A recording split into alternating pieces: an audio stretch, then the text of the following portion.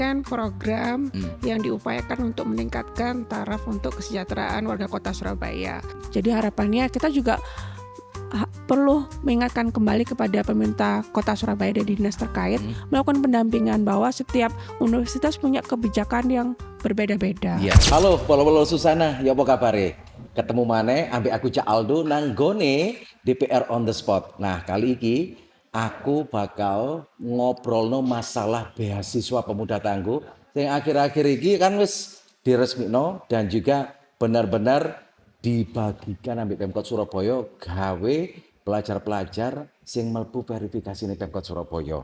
Tapi aku pengen terus sih program beasiswa pemuda tangguh akhir-akhir ini sakjane ono masalah apa sih? Kok banyak menjadi sorotan warga Surabaya dan juga para netizen ya. Nah, tentang masalah flat rate alias pukul rata, lek biyen jarine ditanggung kabeh Mas yo, ya gak podo lah ya. Saiki jurusane apapun plafonnya tetap pancet, gak tepat sasaran. Nah, persentase lumayan gede loh, 70%.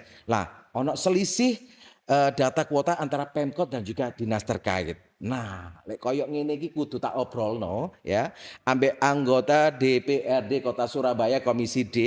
Aku saiki wis bareng ambek Bu Ajeng Wirawati Esos MPSDM sing bakal bahas dinamika beasiswa nanggone Surabaya. Assalamualaikum Bu Ajeng. Waalaikumsalam, Mas Sehat Bu Aldo. Ajeng? Alhamdulillah sehat. Wah, seger pokoknya ya. Ya. Wes, Bu Ajeng, kita melihat ya beasiswa pemuda tangguh yang diluncurkan oleh Pemkot Surabaya ini kan sangat menggoda sekali para orang tua siswa ya kan, kemudian orang tua mahasiswa yang sedang menempuh di jenjang pendidikan perguruan tinggi. Ini kan sangat diharapkan oleh para orang tua siswa terutama warga Surabaya. Sakjane ya, peran DPRD Kota Surabaya dalam proses penganggaran program perluasan beasiswa pemuda tangguh sejauh mana Bu Ajeng? Iya, ini kan program Hmm. yang diupayakan untuk meningkatkan taraf untuk kesejahteraan warga Kota Surabaya. Sehingga program ini memang sudah dilakukan sejak tahun 2022. Harapannya bisa membantu pembiayaan kurang lebih kuotanya pada saat itu 3.500 para mahasiswa yang ber-KTP Surabaya. Ya. Dan akhirnya beriringan waktu, nah ini akhirnya banyak nih permintaan dari warga karena memang di Kota Surabaya kan banyak, tidak hanya PTN tapi juga ada PTS-nya. Ya. Kemudian juga warga masyarakat yang mungkin ingin ya dalam artian sudah melanjutkan ke jenjang S1-nya, di sini juga terbuka untuk jenjang pelatihannya sehingga lebih luas lah untuk pencapaiannya, tidak hanya untuk PTN dan juga PTS. Dan akhirnya jadi lihat pemerintah Kota Surabaya karena APBD Kota Surabaya cukup besar ya, Ya. 12 triliun lebih dan anggaran yang diawalkannya mungkin 40 miliar kemudian naik lagi setiap tahun menjadi 60-70 miliar dan akhirnya berbagai kajian dan masukan dan sesuai dengan sinergi dengan linear pemerintah pusat akhirnya difokuskan kepada prima bantuan desil 1 hingga desil 5 dan disamaratakan UKT-nya dipatok sama rata 2,5 juta. Dalam artian ini berpindah kalau memang dulu nih beasiswanya tidak boleh digabungkan dengan program beasiswa yang lain dan per tahun 2026 ini dengan perwalian baru boleh digabungkan dengan beasiswa yang lain dan ini istilahnya berubah menjadi bantuan pendidikan satu keluarga satu sarjana seperti itu dan ini harapannya bisa lebih lebar lagi yang dulu mungkin sekitar 5.000 mahasiswa sekarang bisa ke pesertanya 23.820. Kalau dilihat dari angka ini kan 4 kali lipat ya dari 5.000 ke 20 ribuan ya Bu Ajeng ya. Nah, sejauh mana DPRD melakukan fungsi pengawasan terhadap pelaksanaan dan distribusi beasiswa agar tepat sasaran? Kita tahu angkanya 4 kali lebih banyak. Ini kan butuh pengawasan yang lebih ketat lagi ya untuk menghindari misalnya nih penyimpangan ataupun misalnya nominal yang diberikan kepada siswa ataupun mahasiswa tidak sesuai dengan anggaran gitu loh. Sejauh mana pengawasan DPRD terhadap hal ini? Iya, jadi setiap tahun kan kita selalu mengevaluasi program beasiswa pemuda tangguh. Jadi banyak sekali yang mungkin dibukanya hanya 5.000, kemudian mendaftar tuh hingga sampai 16-17.000 pendaftar dengan berbagai universitas. Akhirnya di situ kita juga memastikan dari nanti yang akan mendaftar menjadi calon peserta Prima Beasiswa Penunda Tangguh itu tadi bisa mencapai 23.000. Ya. Jangan sampai kita sudah meningkatkan anggaran dari awalnya 70 miliar menjadi 192 miliar tidak terrealisasi ataupun tidak bisa mencapai anggaran tersebut di akhir tahun nanti. Jadi kan istilahnya anggaran itu sia-sia. Sehingga kita mengingatkan kembali bahwa dinas yang terkait, yang di sini kan dinas pariwisata dan kepemudaan ini harus benar-benar bersinergi dengan dinas sosial dan juga bagian Kesra supaya memastikan sosialisasi atau jika perlu jemput bola. Dan kemarin sudah dilakukan MOU dengan 24 universitas ya yang ada di kota Surabaya, dan ini harapannya benar-benar bisa dimanfaatkan oleh mahasiswa di kota Surabaya. Dan ini memang tidak menjawab sepenuhnya kebutuhan mahasiswa. Seringkali kita yang muncul di para anggota dewan ya, itu keluhan yang UKT-nya memang mahal dan belum bisa menjawab kebutuhan pembiayaan. Dan ini kita juga meminta kembali supaya bahwa ini adalah program ini untuk meningkatkan kesejahteraan, memastikan yang dulunya warga kota Surabaya hanya 10 tahun bersekolah dan kita memastikan bisa lebih tinggi 14 sampai 15 tahun sekolah, dalam artian sudah melebihi jenjang SMA, jadi kurang lebih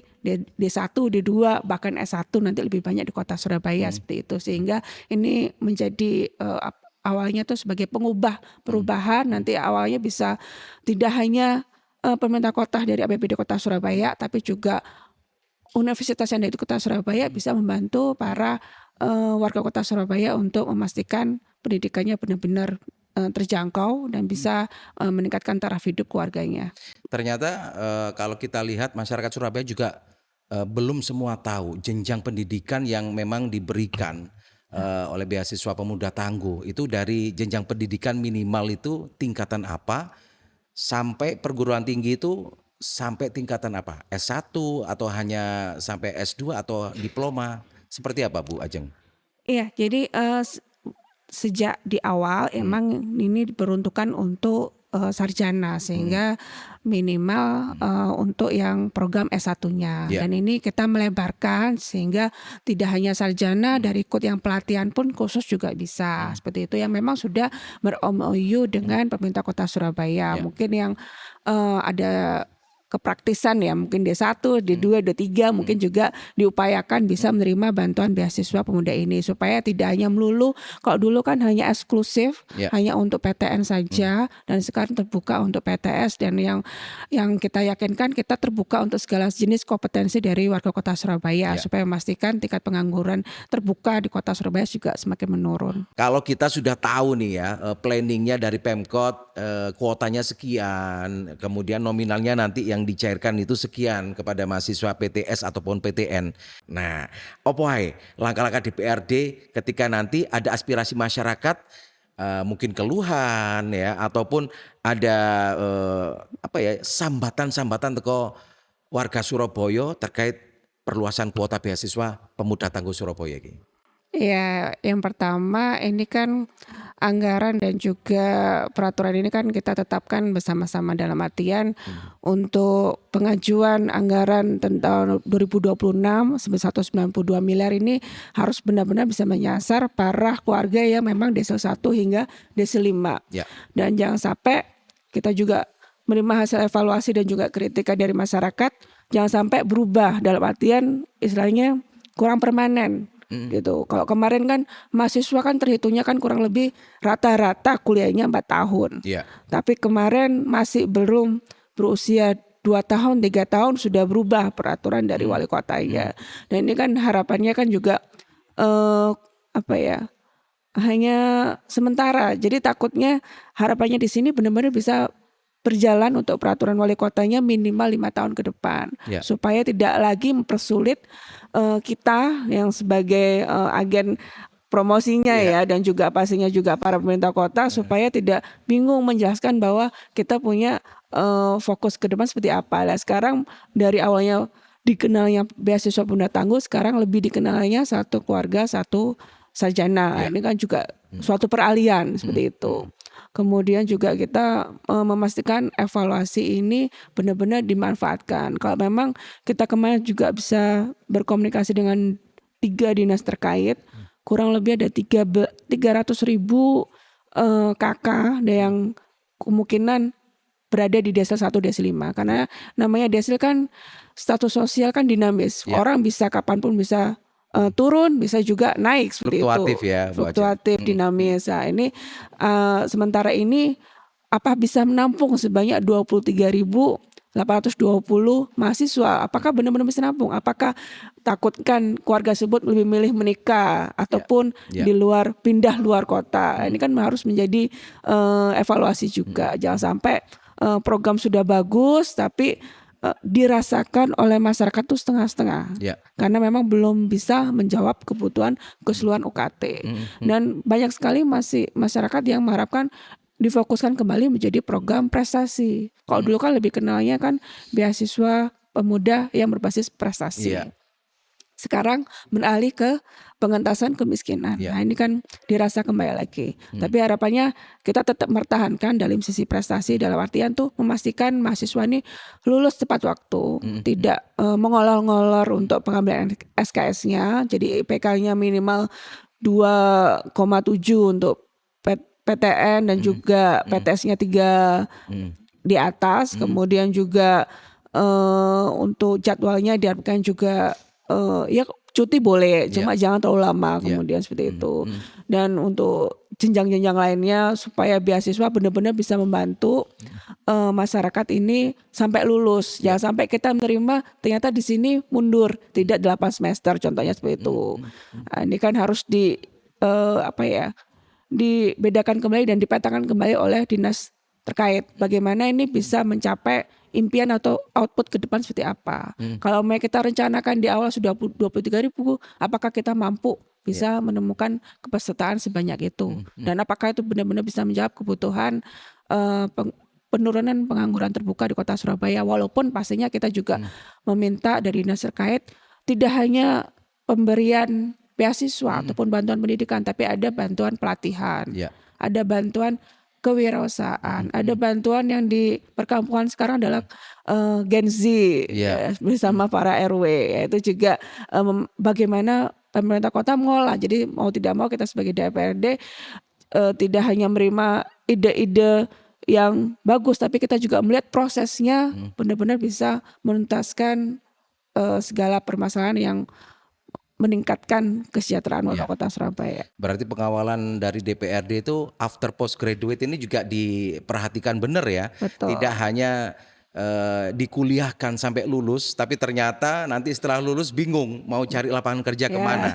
Ini yang menjadi poin penting untuk warga Surabaya. Ternyata sejauh itu planning DPRD Kota Surabaya dan Pemkot Surabaya untuk mengawal ya beasiswa pemuda tangguh. Nah, Bu Ajeng, kalau kita lihat ya dalam program ini kan harus ada koordinasi yang sinkron antara DPRD dengan pemerintah Kota Surabaya dalam menyusun regulasi pendukung program beasiswa ini. Sejauh mana koordinasi DPRD Kota Surabaya bersama Pemkot Surabaya sehingga program ini nanti berjalan dengan sukses, Bu Ajeng? Iya, jadi DPRD kan memang fungsinya 3 untuk anggaran, peraturan dan juga pengawasan. Dan untuk peraturan ini kan sementara ini hanya untuk diberlakukan oleh peraturan wali kota. Sehingga kita di sini betul-betul memastikan kesepakatan untuk penempatan anggaran. Dan kemarin kita juga memastikan anggaran yang sudah disepakati tidak berubah untuk dalam prosesnya 5 tahun ke depan. Atau minimal kalau memang mereka kemarin yang sebelumnya adalah penerima bantuan beasiswa pemuda tangguh yang full UKT, harusnya juga walaupun dikatakan salah sasaran 70% ya. Nah, itu kan walaupun itu kan itu adalah program yang memang mereka sebagai peserta tidak pernah menyalahi aturan. Seperti itu. Tapi memang bukan berasal dari desil 1 hingga desil 5. Harapannya bisa mendapatkan solusi dari pemerintah kota atau dikawal lah, diberikan pendampingan kalau memang di PTM ini ada mungkin program CSR atau bantuan beasiswa lainnya supaya juga dipastikan tidak mengganggu mereka dalam proses menerima beasiswa lainnya seperti itu. Oke, ternyata kan budget dari Pemkot Surabaya yang dikeluarkan untuk beasiswa pemuda tangguh ini tidak sedikit ya. Kita nanti akan korek ya sejauh mana efektifnya beasiswa pemuda tangguh terhadap kebutuhan pendidikan warga Surabaya menjelang Indonesia Emas nantinya harus dipersiapkan mulai sekarang ya. Nah, Bu Ajeng, kalau kita ngomongin program ini kan program andalan untuk Pemkot Surabaya ya. Jadi bisa dikatakan evaluasi terhadap program-program beasiswa sebelumnya yang dilakukan oleh DPRD yang berkolaborasi dengan Pemkot Surabaya, apakah sudah dilakukan secara berkala ya dampaknya, kemudian eh, kekurangan ataupun masih ada yang perlu dibenahi terhadap program perluasan beasiswa pemuda tangguh terhadap akses pendidikan pemuda Surabaya, termasuk tadi Bu Ajeng sempat menyenggol untuk budget beasiswa ini diperuntukkan untuk keluarga yang tidak mampu Ya. ya. Apakah yang beasiswa untuk yang berprestasi ini dikurangi kuotanya atau tetap berjalan kuotanya seperti sebelumnya atau seperti apa Bu Ajeng sejauh ini? Ya, itu tadi yang saya sampaikan bahwa Hmm, kebijakan ini harusnya tidak berubah ya, terlalu cepat, ya, sehingga yang kemarin dikatakan beasiswa pemuda tangguh berbasis prestasi dan sekarang Perwali itu dicabut, ya, sudah menjadi bantuan pendidikan untuk satu kakak, satu sarjana, hmm, sehingga disamaratakan semuanya menerima 2.500.000 UKT-nya dan diluaskan penerimanya kurang lebih untuk 14 PTN dan juga 24 PTS iya, yang setelah bekerja hmm, sama di Kota hmm, Surabaya. hmm, Nah, ini dalam upaya diperluas ini harapannya sih memang benar-benar dimanfaatkan oleh Kota Surabaya ya, dan tidak hanya fokus untuk hmm, belajar. Kita hmm, selalu menyampaikan hmm, kepada mahasiswanya, tapi juga turun membantu ke masyarakat. ya, Dalam artian minimal mungkin hadir pada saat sinau bareng. ya, Jadi membantu para SD dan SMP yang memang ada gurunya pendampingnya untuk juga bisa anak-anak ini dibantu belajarnya ya, dengan cara memang mahasiswa. hmm, Kemudian ada program juga Satpol PP supaya memastikan tidak ada lagi kenakalan remaja hmm, hmm, yang ada biasanya ghost gitu, ya, go to school gitu hmm, ya hmm, hmm, mungkin. hmm, Nah, itu juga harapannya bisa membantu. Kemudian ada juga banyak program lainnya Karang Taruna. Jadi sehingga para penerima mahasiswa bantuan beasiswa ini tidak hanya fokus untuk belajar tapi juga mau juga di masyarakat. Walaupun tentunya pasti juga dalam ke proses ya pasti ya, juga memerlukan pada saat keberlanjutan. Mungkin hmm, belumnya masih ingin meneruskan mencari pekerjaan dan ya, sesuainya kan pasti dengan hmm, tidak menetap di satu tempat saja kan. hmm, Nah, itu pasti kan lebih banyak kesempatan yang di luar ya, sehingga juga hmm, kita memastikan para prima mahasiswa ini hmm, juga bisa melakukan bakti sosialnya di masyarakat. hmm. Seperti Berarti itu itu. tadi nominal 2.500.000 itu per semester ya Bu atau per bulan? Per semester Per, dengan bulanannya hmm, 300.000 uang hmm, sakunya dan ini turun. Kalau dahulunya mungkin 750.000 oke, setiap semester itu adalah hmm, uang saku belajar dan hmm, uang sakunya bulanannya hmm, 500.000 hmm, karena memang dulu kan 14 PTN ini kan juga termasuk yang ada di luar kota, oke, Brawijaya, yang ya, di Madura dan sebagainya sehingga dimungkinkan untuk para hmm, mahasiswa itu juga ada biaya penghidupan dan hmm, sekarang difokuskan untuk biaya uang sakunya 300.000 saja hmm, sehingga itu juga dipastikan juga juga memulai banyak hmm, pro kontra hmm, dari hmm, masyarakat khususnya para penerima bantuan beasiswa yang lama. iya. Jadi pencairannya itu setiap bulan ya nanti ya atau per triwulan atau per semester? Ya, kalau untuk pencairannya kita dari Perwali ya Hmm, harapannya harus langsung disalurkan kepada universitas. oke, Jadi jangan sampai mungkin di bantuan pendidikan lainnya diterimakan dahulu hmm, kepada hmm, eh, kakaknya ataupun hmm, sesuai hmm, mahasiswanya, hmm, tapi ternyata tidak dibayarkan UKT-nya dan itu banyak iya, terjadi di hmm, bantuan pendidikan SMA hmm, dan hmm, juga hmm, hmm, SMP gitu ya. hmm, Nah, ini untuk menjagai tidak hmm, terjadi hal seperti itu, hmm, maka sudah dibentuk MOU hmm, kemarin dengan 24 hmm, universitas, jadi sudah langsung menyalurkan ke eh, universitas yang dituju. Tetapi kebanyakan kan memang ada selisihnya. Saya belajar di universitas A dan itu UKT-nya 5 juta per semester. Dan akhirnya ya si mahasiswa tersebut mau tidak mau harus bisa Menutup menutup kekurangannya. kekurangannya tersebut. Kalau saya lihat di jenjang SD, SMP itu kan mereka disuruh untuk buka rekening sendiri. Ya. Bisa langsung masuk ke rekening siswa masing-masing. Apakah di program beasiswa pemuda tangguh ini dilakukan teknis seperti itu? Iya, karena ini kan ada uang saku Iya. bulanan. Jadi kita sudah bekerja sama dengan bank dari pemerintah dan kita juga memastikan untuk pendatanganannya untuk penerimaan uang saku bulanan. Mungkin biasanya diterima 2 bulan atau 3 bulan sekali. Dan ini harapannya mempermudah Ya. untuk para penerimanya karena tidak sedikit pula yang mungkin yang lama itu memang jauh tempatnya dan harus kembali lagi ke Surabaya hanya untuk tanda tangan SPC penerimaan Jadi uang saku. lebih efektif ya, Ya, dengan harapannya seperti harapannya itu. seperti itu. Nah, yang terakhir Bu Ajeng, kalau kita melihat ya dari awal obrolan kita tadi, ini memang program yang benar-benar diunggulkan dan sangat-sangat diantisipasi oleh DPRD Kota Surabaya. Di antaranya rawan penyimpangan karena itu tadi katanya uangnya itu harus masuk ke perguruan tinggi dulu ya. Itu secara teknis seperti itu. Nah, ketika kalau kita lihat peran Komisi D DPRD Kota Surabaya terkait peningkatan kualitas dan keberlanjutan program pemuda tangguh ini gitu loh. Sejauh mana peran Komisi D untuk benar-benar meningkatkan dari yang sebelumnya banyak kekurangan sekarang pengen ditingkatkan. Baik kuotanya semakin ditambah tapi nominalnya dikurangi. Ada goals enggak nih di periode ini agar program ini berjalan dengan sukses. Seperti itu Bu Haji. Iya, jadi kita mengevaluasi jangan sampai program ini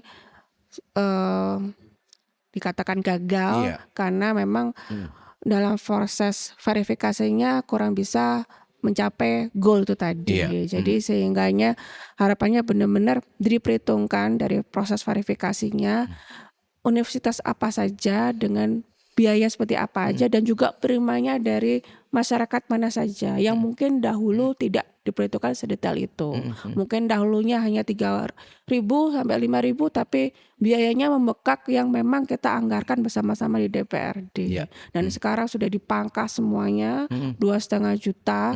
Tapi saya juga dari teman-teman DPRD juga memastikan, mengingatkan kepada universitas bahwa kita sudah punya untuk siapa-siapa saja sekarang yang pesertanya merupakan dari keluarga desa 1 dengan desa 5. Jangan sampai mereka yang malah menjadi penerima mahasiswa yang harus membayar sisanya. Jadi harapannya kita juga perlu mengingatkan kembali kepada pemerintah Kota Surabaya dan dinas terkait melakukan pendampingan bahwa setiap universitas punya kebijakan yang berbeda-beda. Iya. PTN kan ada jalurnya masing-masing. Jangan sampai para mahasiswa desa 1, desa 5 istilahnya keblowo atau terjebak ya Iya, di terlanjur masuk ternyata jalur kan yang mandiri. UKT-nya juga segitu gitu ya Akhirnya kan. membebankan ke orang tuanya. Benar. Kemudian juga yang PTS sebenarnya juga punya jalur yang memang untuk afirmasi. Iya. Sudah ada dan harapannya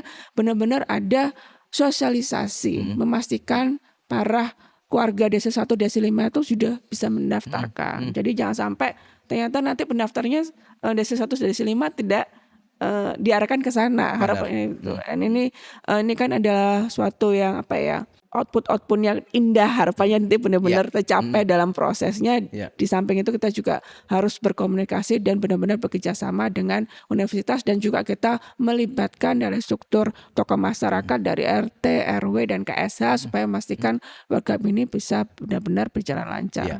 Jadi ending yang kita harapkan memang dari beberapa evaluasi yang sudah dilakukan oleh DPRD Kota Surabaya terhadap program yang sudah dibuat oleh Pemkot Surabaya berakhir dengan sukses dan berharap dari tadi kuota yang dikurangin baik dari segi nominal ya itu berharap memang warga masyarakat itu pengennya lebih dari 2,5 juta. Harapannya seperti itu. Iya. Kita evaluasi dulu Betul. program yang sudah terverifikasi ini agar bisa berjalan lancar dan sukses. Seperti itu ya Bu Ajeng ya. Iya. Nah Bu Ajeng, obrolan kita ternyata tadi banyak sekali ya edukasi terhadap masyarakat Surabaya terkait masalah beasiswa pemuda tangguh. Banyak yang tidak tahu dan akhirnya sekarang tahu. Saya terima kasih sekali waktunya dan obrolannya serta edukasinya untuk masyarakat Surabaya Iya. dan juga bola-bola Susana yang menyimak DPR on the spot kali ini. Sampai ketemu di lain kesempatan dengan topik bahasan yang lainnya Bu Ajeng. Siap Mas Aldo. Oke. Baik, matur nuwun bola-bola Susana. Gawe sampean sing nyimak DPR on the spot jadi sekali lagi sing wis bahas masalah program beasiswa pemuda tangguh warga Surabaya ya. Aku Cak Aldo pamit dhisik, matur nuwun. Aku bakal nemoni sampean maneh dengan topik bahasan sing liyane ya. Matur nuwun. Wassalamualaikum warahmatullahi wabarakatuh.